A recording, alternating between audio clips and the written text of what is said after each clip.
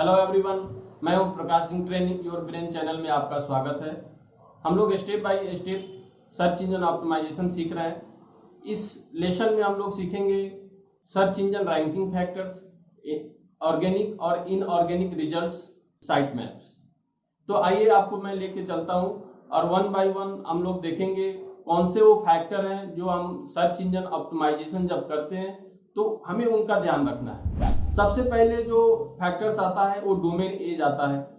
जिस भी डोमेन का एज जितना पुराना होगा रैंकिंग फैक्टर्स में वो उतना ही अच्छा होता है। यानी कि पुराना अगर कोई डोमेन है उसको हम लोग इजीली रैंक कर सकते हैं, लेकिन ऐसा नहीं है कि हम पुराने डोमेन को ही रैंक कर सकते हैं। जो नया डोमेन है उसको भी हम लोग रैंक करते हैं, उसके लिए हमें काम ज्यादा करना होता है। दूसरा ऑप्शन आता है कीवर्ड अपीयर्स इन टॉप लेवल डोमेन। अगर आपका कीवर्ड से रिलेटेड कोई डोमेन है तो रैंकिंग में आपको काफी हेल्प होती है। चांसेस है कि गूगल उसको इजीली रैंक कर दे। मैं आपको कुछ एग्जांपल दिखाता हूं। अभी मैं आपको लेके चलता हूं गूगल पे। देखिए अभी ये बिंग का सर्च इंजन है, एज वेल एज गूगल है, याहू है, कोई भी सर्च इंजन है वहां पे एक काम करता है। अभी मैंने सर्च किया इलेक्ट्रिकल कंट्रोल पैनल मैन्युफैक्चरर इन पुणे, तो आप देख रहे हैं यहाँ पे जो डोमेन है कंट्रोल पैनल मैन्युफैक्चरर्स.co.in, यानी कि इसका जो डोमेन है इसके प्रोडक्ट से रिलेटेड है तो ये रैंक कर रहा है। यानी कि अगर हमारा मैच करता है सर्विस प्रोडक्ट से रिलेटेड अगर डोमेन है तो प्रोबेबिलिटी है कि आपकी जो वेबसाइट है वो रैंक हो जाए। यानी कि एक हमें अगर एक स्ट्रेटजी है, हम सेम नेम कंपनी नेम से डोमेन बुक करते हैं। बहुत सारे लोग ऐसे भी हैं जो सर्विस प्रोडक्ट के नेम से डोमेन बुक करते हैं और ये हेल्प होता है। तो एक तो फैक्टर हमने ये देख लिया। तीसरा फैक्टर है सर्वर लोकेशन। जैसे हम कोई सर्वर लेते हैं, होस्टिंग लेते हैं, अगर सर्वर का लोकेशन हमारे यूजर जो सर्च कर रहा है उसके आसपास है तो रैंकिंग के चांसेस ज्यादा है। तीसरा ऑप्शन है WC3 वैलिडेशन। WC3 वैलिडेशन क्या है?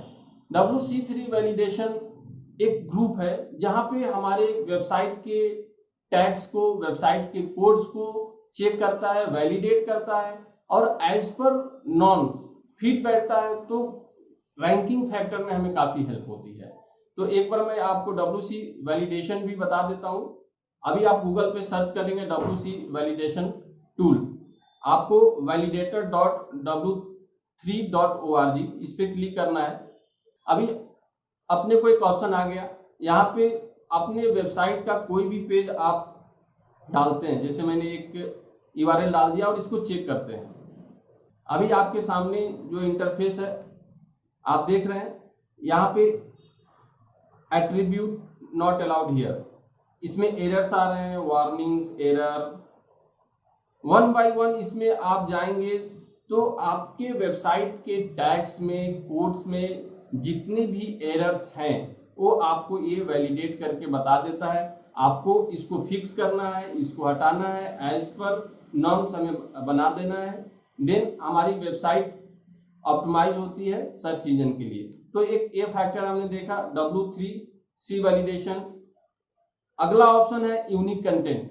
फ्रेंड, हम जानते हैं content is the king of SEO। किसी भी वेबसाइट का कंटेंट सबसे ज्यादा फैक्टर है रैंकिंग के लिए। तो हमें यूनिक कंटेंट रखना है, कहीं से कॉपी पेस्ट नहीं करना है। अगर आप कॉपी पेस्ट करते हो तो वो स्पैमिंग में जाता है, आपकी वेबसाइट कभी रैंक नहीं कर पाएगी। यूनिक कंटेंट के साथ में हमें जो कंटेंट है वो क्वालिटी कंटेंट होना चाहिए। अगर कोई यूजर आता है, पढ़ता है, उसका जो मोटो है फुलफिल होना चाहिए, एज वेल एज जो सर्च इंजन है उनका क्रॉलर, उनका बोर्ड जब आता है तो उनको भी ये चीजें मालूम होनी चाहिए कि ये क्वालिटी कंटेंट है। इसका बेनिफिट कब होता है? जब हम क्वालिटी कंटेंट देते हैं, किसी यूजर को अपने वेबसाइट पे रोक के रखते हैं। जितना टाइम स्पेंड करता है कोई यूजर उतना ही अच्छा हमारी रैंकिंग के लिए होता है। तो ऐसा नहीं कि हमें कंटेंट को इनहांस करने के लिए, बढ़ाने के लिए कुछ भी कंटेंट डाल देना है, वो भी आपके किसी यूज का नहीं है। तो जब भी हम कंटेंट लिखेंगे वो क्वालिटी कंटेंट होना चाहिए, यूनिक कंटेंट होना चाहिए और यूजर को रोक के रखे, एक पेज से दूसरे पेज, दूसरे से तीसरे चौथे पेज पे जाए। जितना टाइम स्पेंड करेगा कोई यूजर अपने वेबसाइट पे, रैंकिंग अप पॉइंट से उतना ही अच्छा है।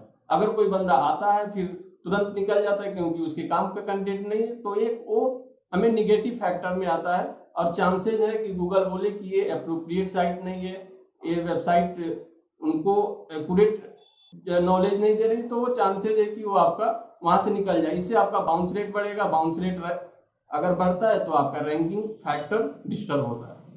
उसके बाद ऑप्शन आता है पेज रैंक। हम अपने वेबसाइट के मेन डोमेन को रैंक तो करते हैं, साथ में जितनी भी सर्विसेज या प्रोडक्ट के पेजेज हैं उसको भी ऑप्टिमाइज करते हैं। उसमें भी पूरा मेटा टैग्स जो भी है, यूआरएल, टाइटल, कीवर्ड्स ऑप्टिमाइज करते हैं, क्वालिटी कंटेंट डालते हैं। जितना ज्यादा से ज्यादा अच्छा कंटेंट होगा उतनी अपनी पेज की रैंक अच्छी होगी। अगर अपना पेज की रैंक अच्छा है तो जो मेन पेज है यूआरएल वो अच्छा होता है। फिर आता है क्वालिटी लिंक्स। क्वालिटी लिंक्स जब हम लोग बैक लिंक्स बनाते हैं, ऑफ पेज एक्टिविटी करते हैं, तो उसमें क्वालिटी लिंक्स बनाते हैं। तो वो लिंक बिल्डिंग का प्रोसेस है, ये हमें काफी हेल्प करता है हमारे वेबसाइट को सर्च इंजन ऑप्टिमाइज करने के लिए। फिर आता है one way links, two way links, three way links. ये लिंक्स क्या होता है? सपोज कोई किसी वेबसाइट पे हम अपने वेबसाइट का लिंक दे देते हैं, वहां से हमें एक क्वालिटी लिंक जनरेट होता है, ये वन वे लिंक्स हो गया। अगर उसने भी अपनी वेबसाइट का लिंक्स दिया, यानी कि हम लोग इंटरलिंकिंग किए, तो टू वे लिंक्स। इस तरह मल्टीपल जगह पे हम लोग लिंक बनाते हैं, जो कि ऑफ पेज एक्टिविटी में हम लोग देखेंगे कि लिंक कैसे बनाते हैं। अगला ऑप्शन है लिंक व्हील। अब लिंक व्हील क्या होता है? सपोज आपने एक कंटेंट लिखा और उसको अलग कंटेंट के जो प्लेटफॉर्म है वहां पे आपने डाल दिया। आर्टिकल लिखा, आर्टिकल की साइट पे आपने उसको डाल दिया। ब्लॉग लिखा, ब्लॉग की साइट पे डाल दिया। और जितनी भी कंटेंट आपने लिखी है उन सबों पे आप अपने वेबसाइट की लिंकिंग दी हुई है। उससे होता क्या है कि कोई भी कंटेंट, कोई भी आर्टिकल, ब्लॉग अगर कोई सर्च करता है उसमें अपना वेबसाइट का लिंक है। जहां भी कुछ ऐसे अप्रोप्रिएट सर्विसेज, प्रोडक्ट का आपने वहां पे मेंशन किया हुआ है, वहां पे लिंकिंग की हुई है। इस तरह से अलग अलग जगहों से हमें लिंक प्रोवाइड होते हैं, हमें लिंक मिलते हैं, तो ये एक पूरा व्हील बन जाता है। तो ये लिंक व्हील भी काफी हेल्प होता है हमारी रैंकिंग के लिए। अब अगला फैक्टर वो है लिंक लोकेशन ऑन पेज। आपका जो लिंक है, जो आप वेबसाइट में जो अलग अलग पेजेस बनाते हो, उसका लिंक ऊपर में देते हो पेज के, तो काफी अच्छा होता है। गूगल का जब बोट आता है उसको इजीली रीड कर पाता है, उसको क्रॉल कर पाता है, इंडेक्स कर पाता है। तो लिंक लोकेशन भी काफी इंपॉर्टेंट होता है। लिंक लोकेशन इन कंटेंट, जैसे कि हम लोग वेबसाइट बनाते हैं, उसमें बहुत सारे पेजेस होते हैं, तो उसमें हम लोग क्या करते हैं, इंटरलिंकिंग करते हैं। जैसे डिजिटल मार्केटिंग का एक पेज बनाया, एक एसईओ का पेज बनाया, एक वेब डिजाइनिंग का पेज बनाया, और हम डिजिटल मार्केटिंग में कंटेंट राइटिंग का, एसईओ का, वेब डिजाइनिंग का लिंकिंग कर दिए। तो इस तरह से इंटरलिंकिंग होता है। तो इंटरलिंकिंग इसलिए करते हैं कि गूगल का बोट अगर आता है, हमारे एक पेज को पढ़ता है, वहीं से उसको दूसरा लिंक मिल जाता है और वो दूसरे लिंक पे चला जाता है। तो इस तरह से हमारे दूसरे जो पेजेस हैं उनको रैंक करने में काफी हेल्प हो जाती है। अगला जो फैक्टर है लिंक फ्रॉम ईडीयू और जीओवी डोमेन्स, ये काफी इंपॉर्टेंट है।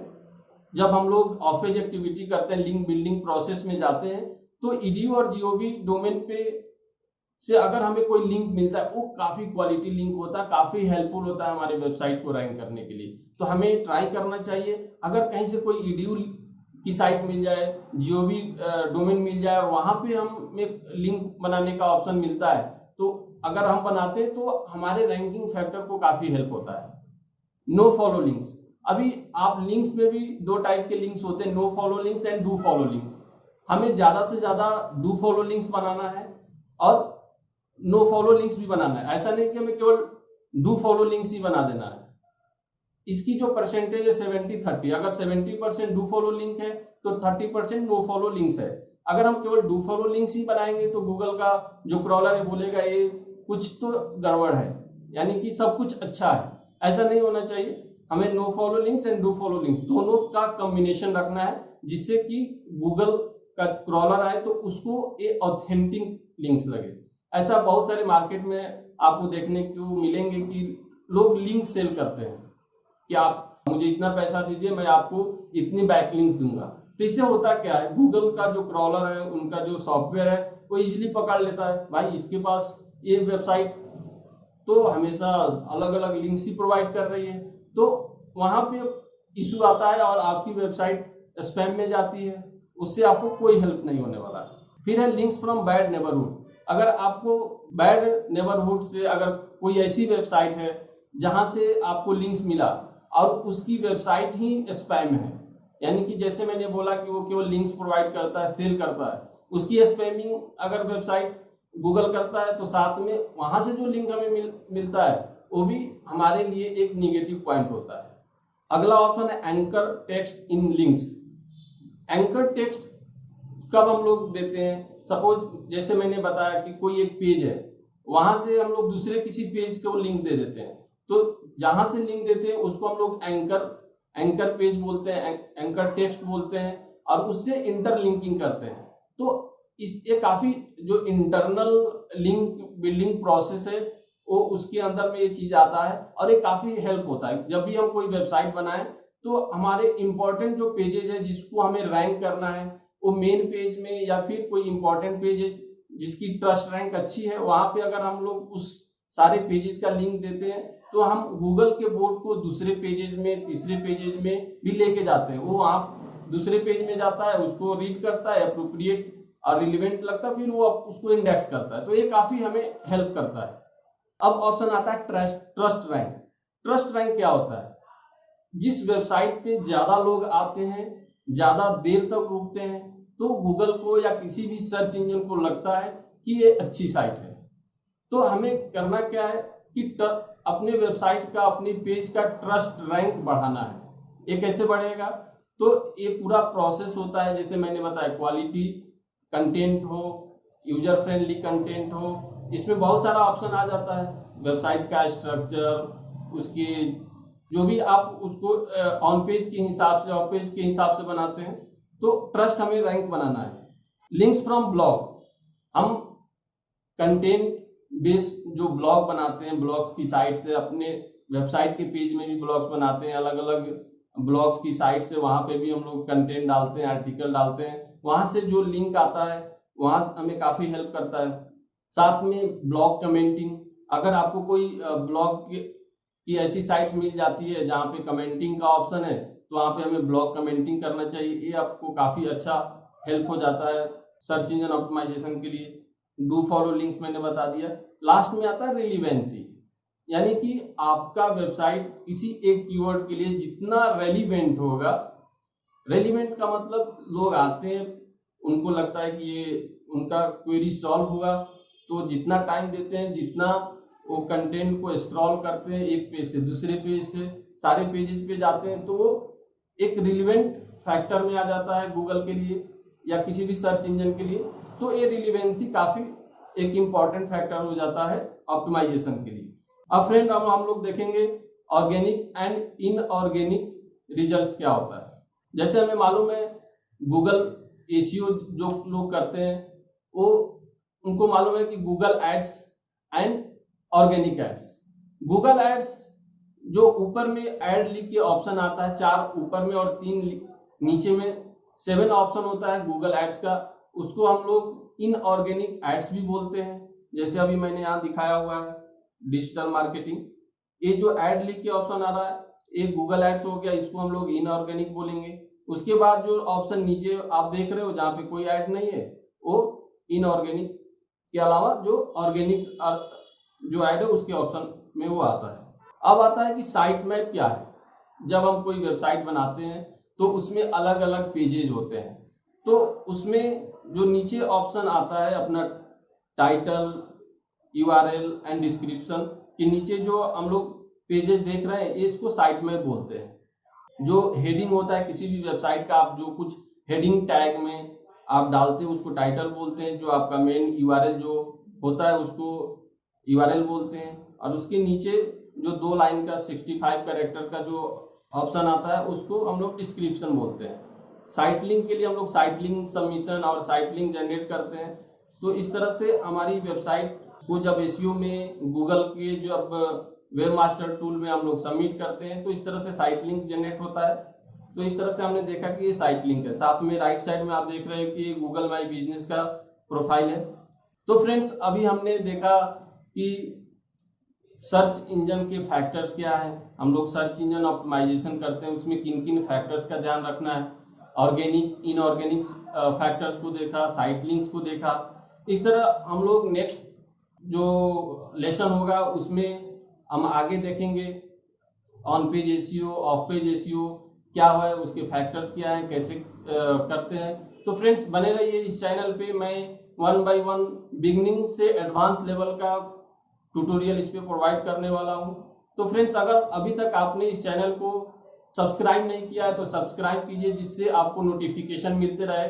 लाइक कीजिए एंड कमेंट कीजिए। अगर आपको कोई प्रॉब्लम है, इशू है, अगर आपके कुछ डाउट्स रह जाते हैं तो मैं जरूर उसको आपके कमेंट को देख के उसको रिप्लाई करूंगा। Thanks friend.